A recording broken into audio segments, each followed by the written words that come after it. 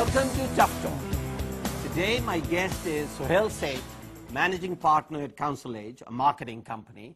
And actually Suhel is a lot more than a managing partner. He's a social commentator, journalist, man about town, etc.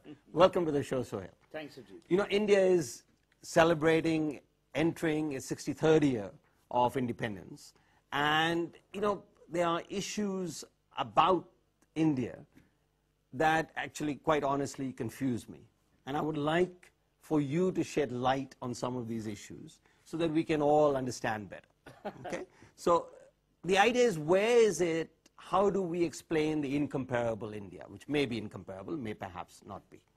Let's start off with some social issues, some political issues. So let's take the very first issue, which is that about 20 years ago, or 25 years ago, Rajiv Gandhi made the famous statement that anti-poverty programs failed to reach the poor, and actually gave a number to that, that only 15% of the money spent actually reaches the poor.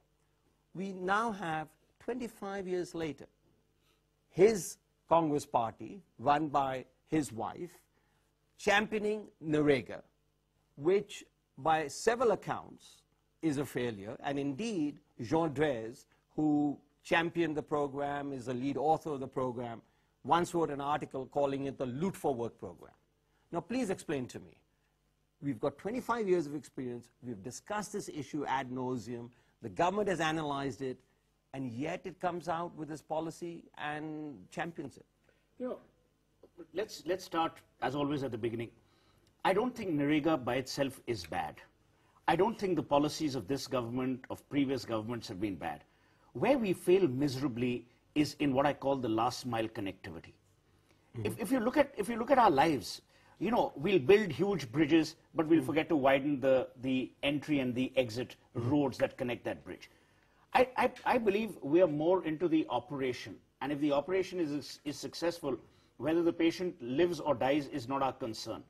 And Narega, corruption, are some of these issues. I don't think we have in this country till date been actually able to address corruption, for the simple reason we don't pay our people well. You have this huge divide. This divide will continue. You've had contractors killing whistleblowers in the past. If you look at India today, across the world is seen as a knowledge economy.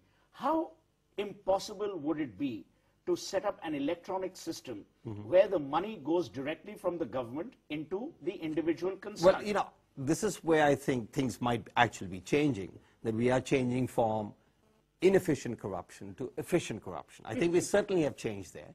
And the Unique ID project might very well do that.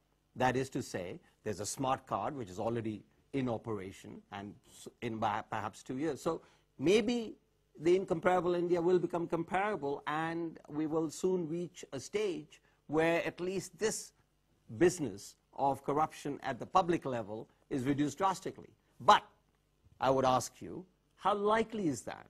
Because the very same government, same politicians, are there to make sure it doesn't happen. You know, I have a great belief that we've been very blessed with excellent prime ministers, by and large, including this one.